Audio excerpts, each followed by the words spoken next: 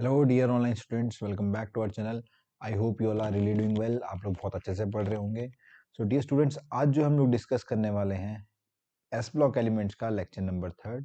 तो इससे पहले जिन्होंने लेक्चर नंबर 1 और 2 नहीं देखा, आप लोग हमारे चैनल पे जाइए और डिस्क्रिप्शन लिंक में आपको मिल जाएगा। तो इससे पहले के जो 2 लेक्चर्स थे उनमें मैंने फिजिकल एंड केमिकल प्रॉपर्टीज को डिस्कस किया था। फर्दर आज जो है इस लेक्चर में मैं आपका केमिकल प्रॉपर्टीज को कैरी फॉरवर्ड करूंगा और केमिकल प्रॉपर्टीज को मैं डिस्कस करने वाला हूँ। चैनल के साथ जुड़े रहने के लिए चैनल को आप लाइक कीजिए, शेयर कीजिए और सब्सक्राइब कीजिए ताकि आपको टाइम टू टाइम इन्फॉर्मेशन मिलती रहे। So let's start today's lecture. So dear students, आज जो हम लोग पहली प्रॉपर्टी डिस्कस करने वाले हैं यहाँ पे, that is one of the important property, that is reaction with halogen, है ना। Reaction with halogen, reaction with halogen.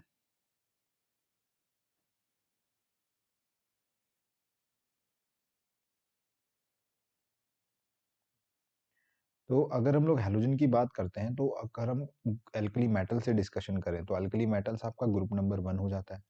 Alkali metals की अगर हम लोग बात करते हैं तो this is basically your group number 1। This is your group number 1। तो अगर एक ग्रुप नंबर 1 की बात अगर हम लोग कर रहे हैं तो बेसिकली ये जो आपके मेटल है, और मेटल ये साथ ही कैसे हैं, ये इलेक्ट्रो पॉजिटिव नेचर के हैं ना। ये सब चीजें हम लोग डिस्कस कर चुके हैं। इनके पास टेंडेंसी होती है इलेक्ट्रॉन को लूज करने की। अगर हम बात करते हैं हेलोजेंस की, तो हेलोजेंस आपके पास में क्या है, हेलोजेंस आपके ग्रुप नंबर 17 पे है। तो अगर एक ग्रुप नंबर 17 है तो इसका मतलब कैसे होते हैं, ये इलेक्ट्रोनेगेटिव होते हैं। मेजरली कैसे होंगे आपके पास में, इलेक्ट्रोनेगेटिव होंगे। और अगर ये इलेक्ट्रोनेगेटिव नेचर के हैं तो यहाँ से एक बात निकल के आती है कि इनके बीच में जो रिएक्शन होने वाली है, जैसे मेटल को अगर हम लोग X2 के साथ रिएक्ट कराएंगे तो ये फॉर्म करेंगे आपका MX। तो यहाँ पे होने क्या वाला है कि ये जो मेटल है ये इलेक्ट्रॉन लूज करेगा और ये जो हेलोजन इलेक्ट्रॉन गेन करेंगे। तो जनरली यहाँ पे जो रिएक्शन होने वाली है that is of redox type reaction. यहाँ पे जो रिएक्शन होने वाली है that is majorly of redox type nature. और जो यहाँ पे आपके कंपाउंड बनने वाले, one of the important feature जो यहाँ पे आपके कंपाउंड बनने वाले, ये कंपाउंड कैसे होने वाले हैं आपके, आयनिक इन नेचर। इनका जो नेचर है कैसा होने वाला है, आयनिक नेचर होने वाला है। तो इसी आयनिक नेचर को अगर मैं डिस्कस करता हुआ आगे बढ़ूं, मतलब इसकी प्रॉपर्टीज को अगर मैं लेता हुआ आगे चलूं, तो इसको मैं एक चीज आपको समझाना चाहूंगा कि जो इनका आयनिक कैरेक्टर है, आयनिक कैरेक्टर की अगर हम बात करें तो it will increases down the group, है ना। आयनिक कैरेक्टर जो इनका increases from lithium to caesium, lithium to caesium आपका बढ़ता जाएगा। और इसको समझने के लिए हमें क्या पढ़ना है, फजांस रूल। तो फजांस रूल स्टूडेंट्स मैंने आपको पढ़ा चुका है इससे पहले। जो जिन्होंने नहीं देखा है तो आप चैनल में देख सकते हैं। तो मैंने केमिकल बॉन्डिंग को डिस्कस किया था, तो वहां पे आप समझ सकते हैं कि आयनिक कैरेक्टर किस तरीके से चेंज होता है on the basis of Fajans rule, है ना। तो हम जा रहे हैं लिथियम से सीजियम की तरफ, तो साइज आपका बढ़ रहा है, नीचे जाने पर साइज आपका क्या कर रहा है, बढ़ रहा है। तो जब साइज बढ़ेगा तो उससे क्या होने वाला है, जो इफेक्टिव न्यूक्लियर चार्ज है वो कम हो जाएगा, तो डिस्टॉर्शन कम होगा, है ना। ये मेटल है और ये हेलोजन है, तो जितना बड़ा साइज होगा इसका, उतना इसके पास लेस टेंडेंसी होगी इलेक्ट्रॉन्स को अपनी तरफ खींचने की। ठीक है, तो इस चीज को आप लोग ध्यान में रखना। ओके, सो वही वही है, जैसे आपके ये वाले जो कंपाउंड होंगे प्रीडोमिनेटली आपका फजांस रूल के बेस पे इनके हम लोग आयनिक कैरेक्टर को डिस्कस कर सकते हैं। ना one of the important property जो मैं आपको बताना चाहता हूँ यहाँ पे इन हैलाइड्स हेलोजेंस को लेकर के, वो ये है कि इनके अंदर में जो लिथियम के हैलाइड्स है, तो लिथियम हैलाइड्स कैसे होंगे आपके, lithium halides are predominantly covalent in nature, है ना। Predominantly covalent nature, predominantly covalent in nature. इनका नेचर कैसा होता है, कोवेलेंट नेचर का होता है। वही है, रीजन क्या है, लिथियम का साइज है छोटा, तो जो ज्यादा छोटा साइज होगा तो इलेक्ट्रॉन्स को अपनी तरफ खींचेगा। तो ना तो इस पर प्योर पॉजिटिव चार्ज रहने वाला है, कैसा चार्ज जनरेट होगा इस पर, पार्शियल प्योर पॉजिटिव। और ऐसा ही हम लोग कोवेलेंट कंपाउंड में देखते हैं। कोवेलेंट कंपाउंड में अगर हम लोग देखें तो यहाँ पे चार्ज का जो सेपरेशन होता है कैसा होता है, पार्शियल पॉजिटिव और पार्शियल नेगेटिव। तो लिथियम का साइज छोटा होने की वजह से इसके पास ज्यादा टेंडेंसी होगी कि इलेक्ट्रॉन्स को जब ये खींचेगा अपनी तरफ, तो जब खींचेगा तो उससे क्या होने वाला है, उससे इससे ये होने वाला है कि इसके अंदर में कंप्लीट पॉजिटिव नहीं रहने वाला, है ना। तो ये चीज आप लोग ध्यान रखना। तो इसी कोवेलेंट नेचर होने की वजह से, यही जो कोवेलेंट नेचर है इसको एक अलग फीचर देता है, that it can undergo easily hydrolysis. इनके अंदर क्या होता है, एक अलग फीचर जनरेट होता है, that it can undergo hydrolysis easily. It can undergo hydrolysis easily, और यानी वाटर के साथ इजीली आपका रिएक्ट कर सकता है। ठीक है, ये इनके अंदर में एक प्रॉपर्टी जनरेट होती है ना। फर्दर अगर हम लोग बात करें तो कुछ एक कंपाउंड, जैसे कि अगर हम लोग बात करते हैं फर्दर, जैसे रुबिडियम सीजियम की अगर हम लोग बात करें या पोटेशियम की अगर हम लोग बात करते हैं, तो इनके पास टेंडेंसी होती है कि पोटेशियम, रुबिडियम, सीजियम के पास एक बहुत बेहतरीन टेंडेंसी होती है, और यहाँ से क्वेश्चन आपका कोवेलेंट मतलब केमिकल बॉन्डिंग का बनता है कि ये पॉली हैलाइड्स बना सकते हैं। इनके पास टेंडेंसी होती है कि क्या फॉर्म कर सकते हैं आपका, पॉली हैलाइड्स आपका इजीली फॉर्म कर सकते हैं। इनके पास ये प्रॉपर्टी है, पॉली हैलाइड्स बना सकते हैं। जैसे पॉली हैलाइड्स का मतलब क्या है, यहाँ पे इसको समझ लेते हैं कि अगर मैं क्या करता हूँ कि Ki की रिएक्शन I2 के साथ होती है, Ki की रिएक्शन अगर I2 के साथ होती है तो ये फॉर्म करेगा आपका Ki3, यानी K प्लस और I3 माइनस, ये बनाएगा इस तरीके से। अब यहाँ पे जो क्वेश्चन जनरेट होता है आपका केमिकल बॉन्डिंग से अगर मैं लिंक करना चाहूँ तो I3 माइनस के स्ट्रक्चर को लेकर के क्वेश्चन जनरेट हो सकता है। तो इसकी स्ट्रक्चर को अगर ज्योमेट्री को लेकर के और हाइब्रिडाइजेशन को लेकर के अगर हम लोग बात करें तो I3 माइनस का स्ट्रक्चर अगर हम समझे तो ये आयोडीन है, 1 2 3 4 5 6 एंड 7 है ना, ये इस तरीके से इलेक्ट्रॉन लेकर चलता है। अब हो क्या रहा है कि एक आयोडीन इससे हमारा ऐसे जोड़ रखा होगा, और इसी तरीके से क्या कर दो, एक आयोडीन इस तरीके से जोड़ रखा होगा आपका ना, इस पर जो नेगेटिव चार्ज है वो सेंट्रल एटम पर दे तो नेगेटिव चार्ज हो गया। तो अगर मैं इसकी हाइब्रिडाइजेशन निकालने जाऊँ तो हाइब्रिडाइजेशन को आप ऐसे निकाल सकते हो, देखो यहाँ पे आपके पास में 1 सिग्मा, आपके पास 2 सिग्मा, और यहाँ पे आपके पास में 3 सिग्मा। कितने सिग्मा इन्वॉल्व है यहाँ पे, 3 सिग्मा इन्वॉल्व है। तो अगर 3 सिग्मा इन्वॉल्व है यहाँ पे तो यहाँ से आप बोल सकते हो कि जो इसके अंदर में हाइब्रिडाइजेशन रहने वाली है 3 सिग्मा, यानी और ये भी तो 2 सिग्मा है, यहाँ पे भी 1 सिग्मा ये है और 1 सिग्मा ये है, यानी टोटल कितने सिग्मा हो गए, 5 सिग्मा। ये तो लोन पेयर वाले सिग्मा है लेकिन बाकी 2 बॉन्डेड भी था, तो 5 सिग्मा। तो 5 सिग्मा यानी कौन सी हाइब्रिडाइजेशन हो गई, sp3d हाइब्रिडाइजेशन। तो यहाँ पे एक क्वेश्चन बनता है इस तरीके से ना, आपका कंपटीशन लेवल का क्वेश्चन है। तो इसमें अगर हम लोग देखें तो जो लोन पेयर है आपका वो ऑक्यूपाई करता है इक्वेटोरियल पोजीशन को, और जो आपके पास में एटम है ऑक्यूपाई करेंगे एक्सियल पोजीशन को, क्योंकि लोन पे रिपल्शन ज़्यादा होता है, और हमें पता है कि मिनिमम रिपल्शन में हर चीज़, चाहे वो लोन पेयर है चाहे वो बॉन्ड पेयर है, वो हमेशा क्या रहना चाहती है, मिनिमम रिपल्शन में रहना चाहती है। तो यहाँ से हम बोल सकते हैं कि इनके पास में टेंडेंसी होती है कि जो ये एटम है ये एक्सियल पोजीशन में जाए, और लोन पेयर आपका इक्वेटोरियल में, क्योंकि यहाँ बॉन्ड एंगल कितना होता है आपका 120 डिग्री का, और यहाँ पे जो बॉन्ड एंगल है वो कितना है आपका 90 डिग्री का। तो 90 डिग्री पे मैक्सिमम रिपल्शन होने वाला है। इस ज्योमेट्री को बेटा हम लोग बोलते हैं ट्राइगोनल बाइपिरामिडल, ट्राइगोनल बाइपिरामिडल। देखिए यहाँ से आपका केमिकल बॉन्डिंग का पोर्शन भी क्वेश्चन बन सकता है। तो ये प्रॉपर्टी है, और शेप की अगर हम लोग बात करें तो ज्योमेट्री है। ज्योमेट्री में आप काउंट करोगे दोनों लोन पेयर प्लस एटम्स को, जो लोन पेयर है और एटम्स है दोनों को आप काउंट करके चलोगे। और शेप की अगर हम बात करें तो यहाँ पे लिख लेता हूँ मैं, ज्योमेट्री में आप लोन पेयर प्लस एटम्स दोनों को काउंट करोगे, जो अटैच्ड एटम्स, जो सेंट्रल एटम के लोन पेयर। और अगर हम लोग शेप की बात करें तो शेप है आपकी लीनियर, शेप में क्या काउंट करोगे आप लोग, ओनली लोन पेयर्स को। ये इंपॉर्टेंट फीचर है पॉलीहेलाइड्स को लेकर के, ठीक है। इनके स्ट्रक्चर को भी मैंने डिटेल में डिस्कस कर दिया। Now next moving further ahead we will discuss similar property in alkaline earth metals, है ना। अल्कलाइन अर्थ मेटल्स में भी इस प्रॉपर्टी को हम लोग देख लेते हैं, अल्कलाइन अर्थ मेटल्स। तो ये कुछ दूध के धुले हुए नहीं है, इनका कुछ अलग वो नहीं है, ये भी मेटल नहीं है। तो जनरली क्या होने वाला है, जो कंपाउंड आपके फॉर्म करेंगे दैट इज योर MX2, और ये MX2 जो कंपाउंड बना होगा किस पे बेस्ड होगा, ये रिडॉक्स रिएक्शन शो करता है तो रिडॉक्स पर बेस्ड होगा, है ना। तो अगर हम लोग बात करते हैं आयनिक कैरेक्टर को लेकर के कि आयनिक कैरेक्टर किस तरीके से डिस्ट्रीब्यूटेड है, तो सबसे ज्यादा आयनिक कैरेक्टर उस पर होगा जिसपे आपका क्या होगा, फजांसूल सबसे कम लग रहा होगा। तो हमें पता है बेरिलियम की बात करें, अगर क्लोराइड्स की बात करते हैं तो नीचे जाने पर क्या होगा आपके पास में, beryllium, magnesium, calcium, strontium and barium. तो नीचे जाने पर क्या होगा, आपका साइज बढ़ेगा, और जब साइज बढ़ता है आपका तो उससे क्या होता है आपके पास में प्रीडोमिनेटली ये जो कंडीशन होगी, ये कैसा नेचर शो करेंगे आपका आयनिक, और ये वाले जो है कैसा शो करेंगे आपका कोवलेंट। ये आपकी मेन प्रॉपर्टी है। तो अगर एक कोवलेंट नेचर शो करे तो इसका मतलब क्या है, इनके पास अच्छी टेंडेंसी है, they have good tendency to get hydrolysed. इनके पास टेंडेंसी है that they can get hydrolysed, है ना, tendency to get hydrolysed, to get hydrolysed, यानी वाटर के साथ ही रिएक्ट कर सकते हैं आपका, ओके। तो ये ध्यान रखना आप लोग। Now moving further ahead we are going to discuss another property, that reaction with nitrogen, reaction with nitrogen, with nitrogen. तो again nitrogen is one of the electronegative atom of the periodic table. तो इनके पास अगर हम first of all discuss करते हैं alkali metals की, तो यहाँ से बहुत इंपॉर्टेंट क्वेश्चन आपका जनरेट हो जाता है, वो ये कि इसमें अगर हम हैलाइड्स की बात कर रहे हैं, मतलब नाइट्राइट्स की बात करें, तो नाइट्राइट्स में सिर्फ और सिर्फ only lithium can react with nitrogen, only lithium can react with nitrogen, only lithium can react with nitrogen. And what's the reason behind this, इसके पीछे रीजन क्या है? तो लिथियम का साइज होता है छोटा, है ना, और यहाँ पे आपके पास डाई नाइट्रोजन है। तो लिथियम क्या कर सकता है कि ये जो अप्रोक्सीमेटली एनर्जी 346 किलो 746 के अराउंड आपकी जो एनर्जी चाहिए, इसको तोड़ने के लिए इजीली ये ब्रेक कर सकता है, इसका साइज छोटा होने की वजह से। तो ये फॉर्म कर सकता है आपका लिथियम नाइट्राइड।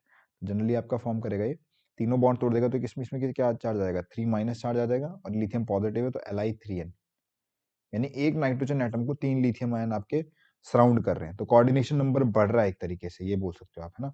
यहाँ पे आप क्या बोल सकते हो कि यहाँ पे कोऑर्डिनेशन नंबर बढ़ रहा है, तो एक नाइट्रोजन को 3 लिथियम आयन आपके सराउंड कर रहे हैं। लेकिन और रीजन क्या है यहाँ पे? रीजन ये है कि 3 क्यों सराउंड कर पा रहे हैं? क्योंकि small size of lithium, small size of lithium. लेकिन बाकियों का साइज क्या होता है? बाकियों का साइज होता है बड़ा, थोड़ा बढ़ जाता है साइज। तो अदर क्यों नहीं रिएक्ट कर पाते? तो due to their size differences, है ना। आप लिख सकते हो कि other can't react of this group, other can't react due to of their size difference, due to of their size differences, size match mismatch हो जाता है।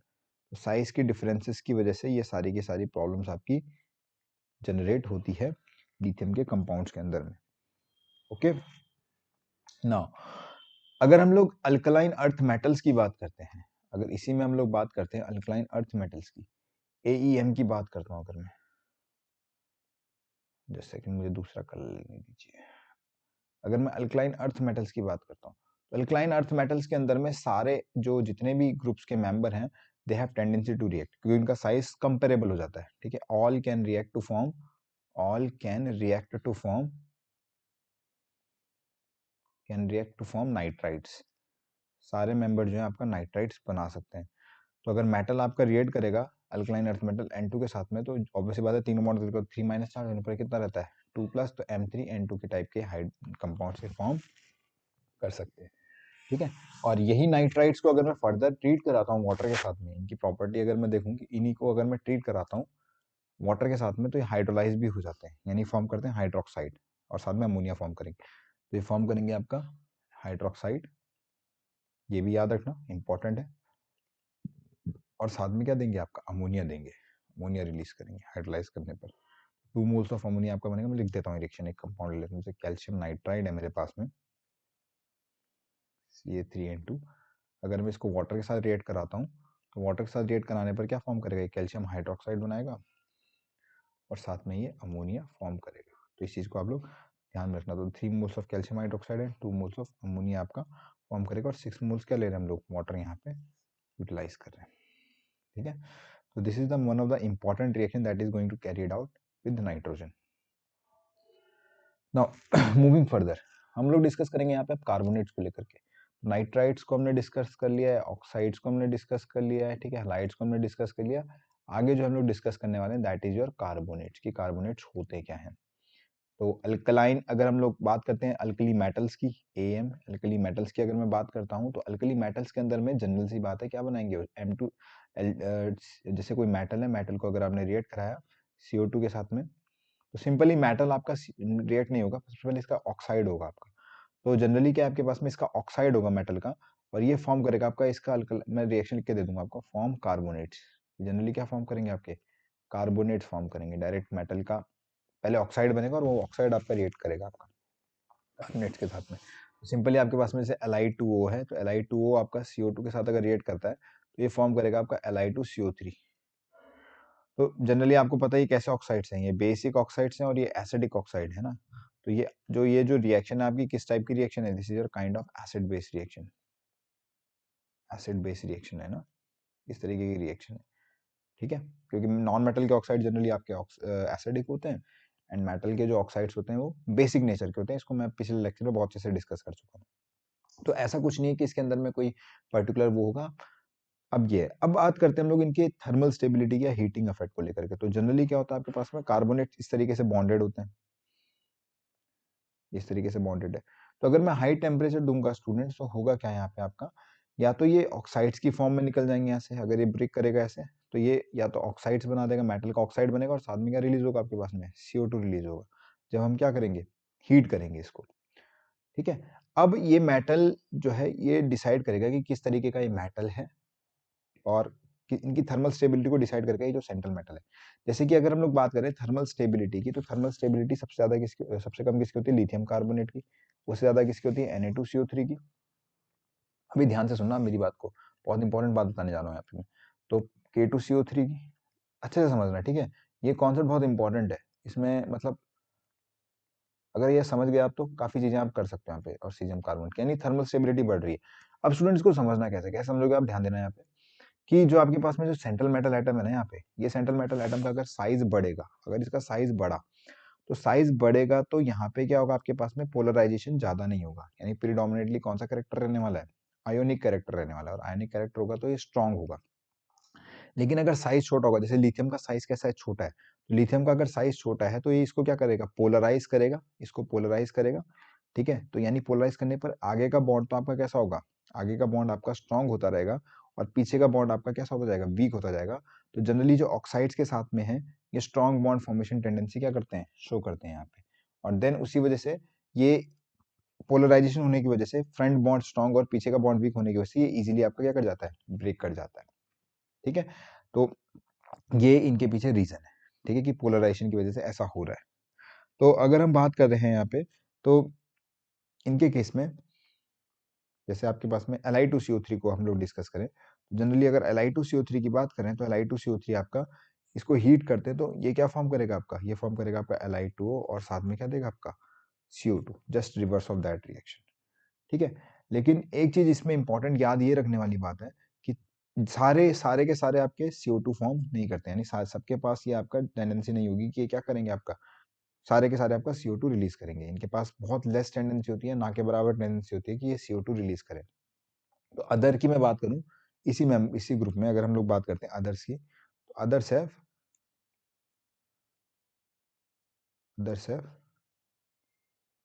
No tendency to release CO2। बाकी के बाद बहुत कम टेंडेंसी होती है CO2 को रिलीज करने की। ठीक है, तो ऑलमोस्ट आपके स्टेबल, लेकिन अगर स्टेबिलिटी का ऑर्डर देखें तो नीचे जाने पर आपकी क्या करेगी, बढ़ेगी। इस चीज को आप ध्यान रखना। नाउ आगे अगर हम लोग बढ़े, आगे अगर हम लोग डिस्कस करें यहाँ पे, तो आगे जो है हम लोग डिस्कस करेंगे अल्कलाइन अर्थ मेटल्स को लेकर के।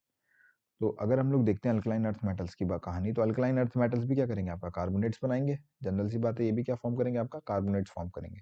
तो वही है उसी तरीके से, अगर हमारे पास में मैग्नीशियम ऑक्साइड है, इसको मैं CO2 के साथ रिएक्ट कराता हूँ, तो ये भी क्या फॉर्म करेगा, आपका MgCO3 बनाएगा। ठीक है, तो ये भी क्या करते हैं, also form carbonates, also form carbonates. ठीक है, अब इसमें अगर हम लोग थर्मल स्टेबिलिटी की बात करते हैं, तो वापस से बात वही है, थर्मल स्टेबिलिटी की अगर हम लोग बात करें तो नीचे जाने पर क्या होगा, वही जो मैंने आपको समझाया, थर्मल स्टेबिलिटी आपकी इंक्रीज करेगी।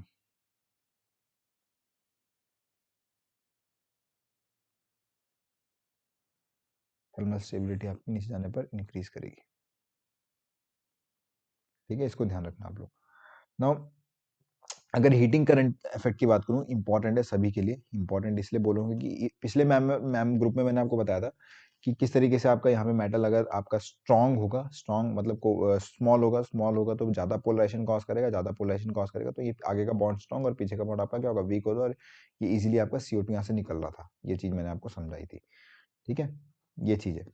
तो अगर हम उसकी बात कर रहे हैं, थर्मल स्टेबिलिटी यहाँ पे बढ़ रही है, लेकिन ऐसा नहीं कि ये लोग नहीं शो करेंगे, क्योंकि इनका साइज छोटा हो गया है ना, तो इनके पास सबके पास टेंडेंसी है कि इनमें जो अगर मैं इनको रिएक्ट कराता हूँ, इनके कार्बोनेट्स को हीट करता हूँ, तो ये किसमें कन्वर्ट होगा, आपका MO2 MO plus M-O plus CO2 में आपका जनरेट हो जाएंगे। ठीक है, तो सिंपल सबके पास है टेंडेंसी, ऑल पीछे पीछे वाले में सिर्फ उसके पास ही जनरली। ठीक है, अब उनकी बात करते हैं हम, बेसिक कैरेक्टर या एसिडिक नेचर किस तरीके का ये कैरेक्टर आपका शो करते हैं, तो इसको हम लोग डिस्कस करते हैं।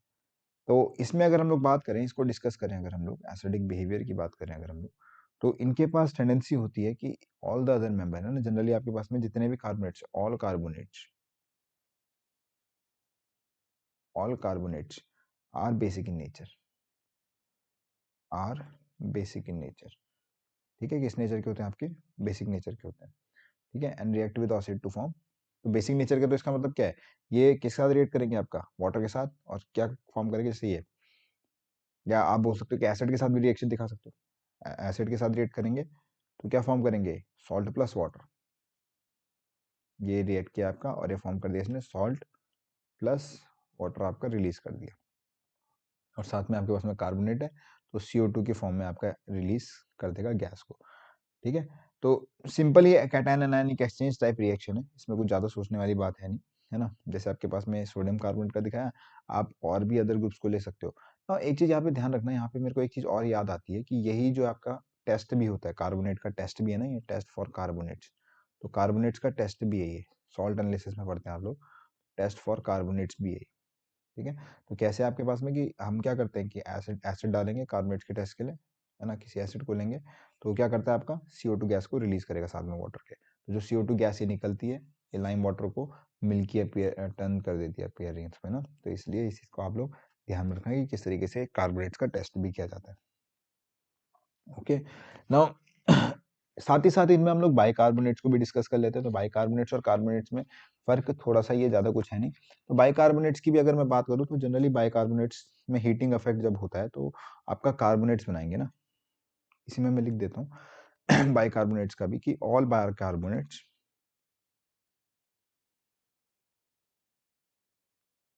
जस्ट सेकंड में इसमें कुछ लैग हो रहा है यहाँ पे,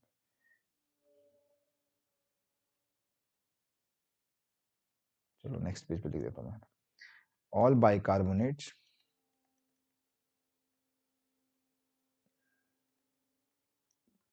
on heating gives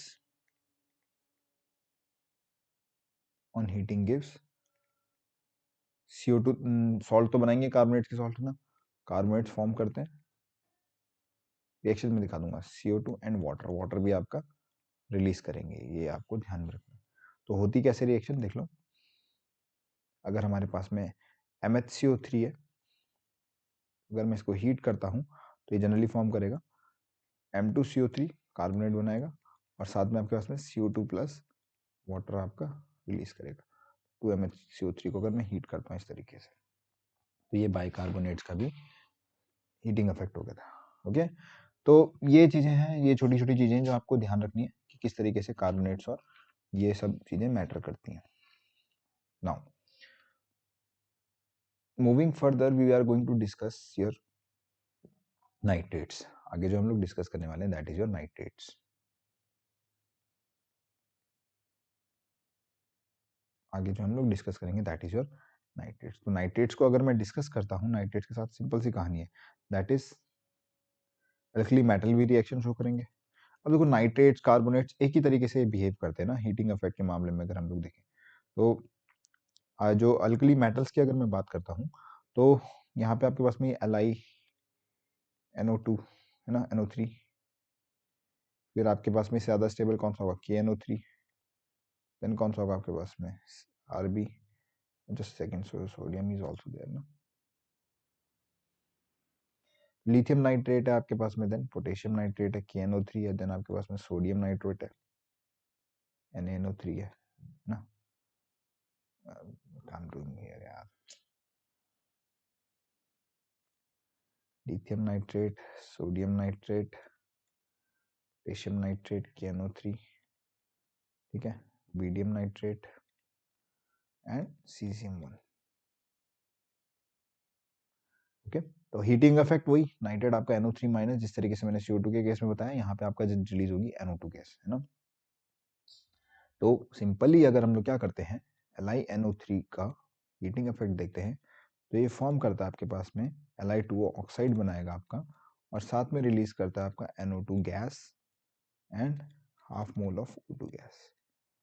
अब यहाँ पे बहुत इंटरेस्टिंग बात मैं आपको बताता हूँ कि यहाँ पे जो आपके पास में NO2 निकल रही है, तो यहाँ पे जो NO2 बन रही है this is your brown gas, तो यहाँ पे आपके पास में जो रिलीज होने वाली gas NO2 this is your brown in nature, brown gas. तो नाइट्रोजन के ऑक्साइड जो है क्लास 12th में जाके आप लोग नाइट्रोजन फैमिली जब पी ब्लॉक में पढ़ोगे आप, तो वहाँ पे आपको काफ़ी कुछ पढ़ने के लिए मिलेगा, वहाँ पे आप इसको बहुत अच्छे से जानोगे। बट यहाँ पे आप लोग जान के रखना कि इस तरीके से ये होता है।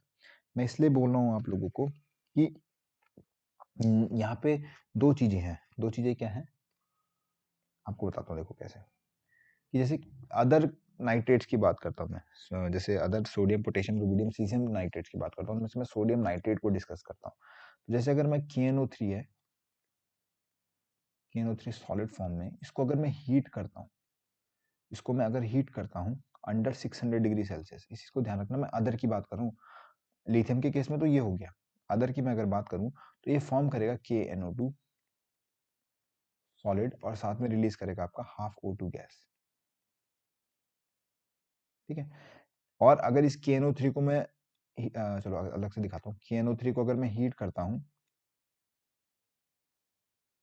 अंडर 800 डिग्री सेल्सियस अप्रोक्सीमेटली, तो ये फॉर्म करता है आपका K2O और साथ में आपका फॉर्म करेगा नाइट्रोजन गैस। नाइट्रोजन गैस ये रिलीज करेगा और आपका O2 गैस। ये अदर की बात कर रहा हूँ मैं, ठीक है। तो ये अदर की प्रॉपर्टीज में ये आ जाते हैं। लिथियम सोडियम पोटेशियम के बाद, मतलब लिथियम के बाद में सोडियम पोटेशियम रुबिडियम सीजियम की मैं बात कर रहा हूँ कि इस तरीके से आपको इसको डील करना है, ठीक है। तो ये बहुत इंपॉर्टेंट है। नो सो फर्दर अगर हम लोग देखें इसके अंदर में, अगर हम लोग और चीजें जानना चाहें तो मूविंग अहेड, जैसे अगर हम लोग अल्कलाइन अर्थ मेटल्स की बात करते हैं, अल्कलाइन अर्थ मेटल्स के अंदर में ये काफी इंटरेस्टिंग है। तो अल्कलाइन अर्थ मेटल की बात करेंगे तो MnO3 का whole type, whole twice type के नाइट्रेट्स बनाएंगे। ये बनाएंगे तो भाई आपके पास में +2 वैलेंसी और नाइट्रेट में +1 वैलेंसी है। और इनकी स्टेबिलिटी भी क्या करेगी, stability increases down the group, stability increases down the group. Down the group जाने पर इनकी स्टेबिलिटी इंक्रीज करती है नाइट्रेट्स की। ओके, तो ये है। अगर हीटिंग इफेक्ट की बात करें हम लोग, तो हीटिंग इफेक्ट में इनका सिंपल है, इसमें कुछ नहीं है। आपके पास में Mg अगर NO3 का होल ट्वाइस है, यहाँ पे अगर हम लोग देखते हैं तो ये क्या फॉर्म करते हैं आपका MgO प्लस 2NO2। वही जिस तरीके से आपका लिथियम, तो लिथियम के और मैग्नीशियम की डायगोनल प्रॉपर्टीज होती है ना, डायगोनल रिलेशनशिप शो करते हैं। तो जिस तरीके से लिथियम शो करता है वैसे ही मैग्नीशियम शो करता है। और अदर मेंबर भी इसी तरीके से शो करेंगे। यानी अगर मैं स्टेबिलिटी की बात करता हूँ तो फर्स्ट ए के ज़्यादा स्टेबल होंगे आपके, मेजरली आपके जो फर्स्ट ए ग्रुप है, फर्स्ट ए ग्रुप में आपके ज़्यादा स्टेबल फॉर्म करते हैं इन कंपेरेटिव टू किसके, फर्स्ट ए के आपके ज़्यादा स्टेबल होते हैं इन कंपेरेटिव टू आपका सेकंड ए ग्रुप मेंबर्स के। तो नाइट्रेट्स के बारे में ये आपके मतलब प्रॉपर्टीज थी। इस तरीके से आप लोग इनको आप डिस्कस कर सकते हो। नाउ मूविंग फर्दर हम लोग डिस्कस करेंगे इनके सल्फेट्स के बारे में। तो सल्फेट्स जो है, सल्फेट्स के बारे में हम लोग डिस्कस करेंगे। तो नाइट्रेट्स हमने डिस्कस किया, कार्बोनेट्स हमने डिस्कस किया। Now we are going to discuss sulphates. तो सल्फेट्स की अगर मैं बात करूं, तो अल्कली मेटल्स की अगर मैं बात करता हूं, तो अल्कली मेटल्स में डियर स्टूडेंट्स आपका M2SO4 टाइप्स के सल्फेट आपके बनने वाले हैं। M2SO4 टाइप के सल्फेट्स आपके फॉर्म करेंगे और इनकी थर्मल स्टेबिलिटी क्या करेगी कि अगेन इंक्रीज करेगी, इंक्रीजेस डाउन द ग्रुप। जैसा आपने कार्बोनेट्स के पढ़ा है, down the group, down the group का मतलब from lithium sulphate to caesium sulphate आपका इंक्रीज करेगा। रीजन वही है, मैं फिर से आपको एक बार रिवाइज करवा देता हूँ रीजन क्या था। देखिए अगेन आपके पास में सीजियम जो है, आप सल्फेट जो है कि इस तरीके से मैंने आपको बताया था कि कार्बोनेट सल्फेट ये पॉलीएटॉमिक आयंस है। तो पॉलीएटॉमिक आयंस के केस में क्या होता है कि जैसे सल्फेट है SO4 2- आपके पास में, तो ये ऑक्सीजन ऑक्सीजन अगर आपका इस तरीके से है ना, काइंड ऑफ दिस, यहाँ पे आपके पास में सल्फेट इस तरीके से है।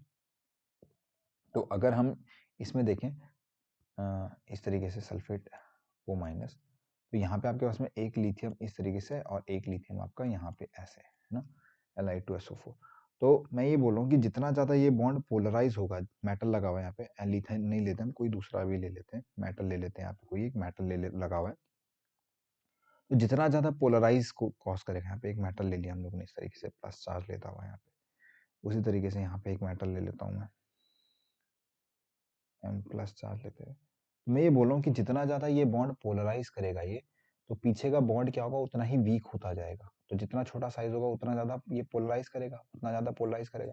यानी अगर मैं इसको तोड़ूंगा तो क्या होगा, ये मेटल आयन आपका सेपरेट आउट होगा यहाँ से, ठीक है, ऑक्साइड की फॉर्म में, और SO3 आपका निकलेगा। यानी अगर हम लोग देखेंगे इस तरीके से, तो सिंपल अगर मैं हीटिंग इफेक्ट की बात करता हूँ तो Li2SO4 जो है ये सबसे छोटे साइज का है और सबसे ज़्यादा पोलराइज करेगा। तो जब ये पोलराइज करेगा तो पीछे के बॉन्ड आपके वीक होंगे, तो ये ऑक्साइड तो फॉर्म करेगा, Li2O तो बनाएगा आपका इस तरीके से, और साथ में क्या दे देगा, ये SO3 फॉर्म कर देगा, SO3 रिलीज कर देगा। तो जितने भी पॉलीएटॉमिक है उनके साथ ये केस होने वाला है। लेकिन अगर हम बात करते हैं Na2SO4 वगैरह की, कि इनकी स्टेबिलिटी थोड़ा ज़्यादा होती है, ठीक है, पोटेशियम की, सोडियम की, रुबीडियम की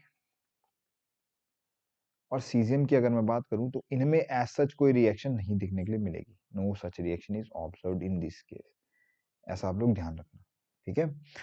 तो सिमिलरली अगर हम लोग बात करते हैं स्टूडेंट किसको लेकर के, अगर हम बात करते हैं अल्कलाइन अर्थ मेटल्स को लेकर के, AEM को लेकर के, अल्कलाइन अर्थ मेटल्स को लेकर के अगर हम लोग बात करें तो ये कौन से टाइप के बनाते हैं, ये MSO4 टाइप के, MSO4 टाइप के ये फॉर्म करते हैं। तो इनकी थर्मल स्टेबिलिटी क्या है, thermal stability increases from barium sulphate to barium sulphate, beryllium to barium sulphate, ठीक है। इनकी थर्मल स्टेबिलिटी आपका इंक्रीज करेगी। तो अगर हम लोग बात करते हैं कैल्शियम सल्फेट की, जैसे कैल्शियम सल्फेट है हमारे पास में, कैल्शियम सल्फेट को अगर मैं हीट करता हूँ तो ये किसमें कन्वर्ट होगा आपका, calcium oxide plus SO3 gas में। जैसे आपके पास अब लिथियम है, लिथियम जिस तरीके की प्रॉपर्टी शो कर रहा है उसी तरीके से, है ना, उसी तरीके से ये फॉर्म करता है। ओके, तो थर्मल स्टेबिलिटी बढ़ती है, लेकिन ये जनरली सारे ऑलमोस्ट आपका ये इनके सल्फेट जो हीट करने पर हमारे ये रिएक्ट करते हैं। अब वन ऑफ द फैक्ट्स की बात करें, अगर मैं इस ग्रुप में फैक्ट्स की बात करूं, देखो इनके सल्फेट्स के फैक्ट्स की बात करूं तो फैक्ट नंबर 1 ये बन जाता है हमारा कि जो इस ग्रुप के वो हैं, जैसे अल्कली मेटल्स की बात करता हूं तो अल्कली मेटल्स आपका क्या फॉर्म करते हैं, कैन फॉर्म एलम, है ना, कैन फॉर्म एलम, लेकिन किसको छोड़ करके, एक्सेप्ट एल्यूमिनियम, क्योंकि एल्यूमिनियम का साइज क्या हो जाता है, बहुत छोटा हो जाता है, और एल्यूमिनस बिहेवियर भी है। देखिए जैसे लिथियम ये हीटिंग इफेक्ट शो कर रहा है, जितने भी हमने सॉल्ट्स के बारे में स्टडी किए, तो एनामलस बिहेवियर भी, रीजन क्या, उसका साइज क्या हो जाता है, छोटा हो जाता है। तो यूजुअली जैसे अगर हम लोग एलम की बात करते हैं तो इस तरीके के सॉल्ट M2SO4 है ना, M2-SO4 का होल थ्राइस, जैसे Al2SO4 का होल थ्राइस और 24H2 है ना। जैसे आपने पोटेश एलम की बात करें तो पोटेश एलम का फॉर्मूला क्या होता है, पोटेश एलम का फॉर्मूला होता है K2SO4 फिट करी जो होता है आपका K2SO4 डॉट Al2SO4 का होल थ्राइस डॉट 24H2O। तो यहाँ पे आपके पास में क्या, sorry this is 24H2O, 24 molecules of H2O। तो यहाँ पे एक चीज आप लोग ध्यान रखोगे कि दो तरीके के एटम आयंस है ना यहाँ पे, एक आपके पास में मोनोवेलेंट है और एक आपके पास में बाईवेलेंट टाइप के, ट्राईवेलेंट टाइप के। तो जो M है आपके पास में जनरली कैसे आपके मोनोवेलेंट आयन है, मोनोवेलेंट आयन है, मोनोवेलेंट के टायन से,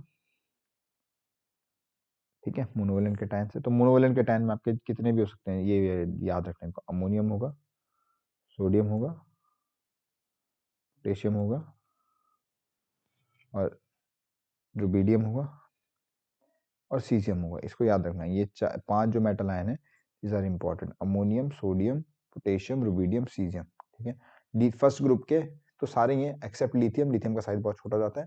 एंड अपार्ट फ्रॉम दैट जो सेकंड ग्रुप है, सेकंड ग्रुप में अगर हमको याद रखना है तो मतलब अदर अदर मेंबर्स की बात करो तो दैट इज योर अमोनियम, ठीक है।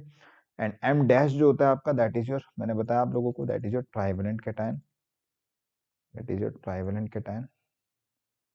वो कैसा आपके पास में ट्राइवेलेंट कैटायन है, ठीक है। नाउ अगर मैं ट्राइवेलेंट कैटायन की बात करता हूँ यहाँ पे, तो इनमें से बेसिकली कौन कौन से रहने वाले हैं, Fe+3 रहने वाला है, Al+3 रहने वाला है, ठीक है, कोबाल्ट+3 रहने वाला है, गैलियम+3 रहने वाला है, ठीक है, क्रोमियम+3 रहने वाला है, ये वाले, ठीक है। तो यहाँ पे ध्यान देना आप लोग इसको, ये बहुत इंपॉर्टेंट पॉइंट है। तो आज जो है इसके अंदर में हम लोगों ने आज डिस्कस किया नाइट्रेट्स तक, ठीक है, सल्फेट्स तक हमने कंप्लीट कर दिया। फर्दर हम लोग केमिकल प्रॉपर्टीज को कैरी आउट करेंगे, फर्दर हम लोग डिस्कस करेंगे जो इस ग्रुप के मेजर कंपाउंड्स हैं। अमोनिया के बारे में हम लोग को डिस्कस करना है, अभी काफ़ी चीज़ें उसके अंदर में, कुछ जो इंपॉर्टेंट कंपाउंड्स हैं, ठीक है, उनकी प्रिपरेशन के बारे में, उनकी प्रॉपर्टीज़ के बारे में, है ना। तब तक के लिए आप लोग इस लेक्चर को देखिए, इसको समझिए और फर्दर आप लोग रीड आउट कीजिए, NCERT को भी लाइन टू लाइन पढ़िए, ठीक है। एंड आई होप आप लोगों को ये लेक्चर समझ में आया होगा। तो इसको शेयर कीजिए अपने दोस्तों के साथ में, ज़्यादा से ज़्यादा हमारे चैनल को सब्सक्राइब कीजिए and keep watching our content. Thank you so much.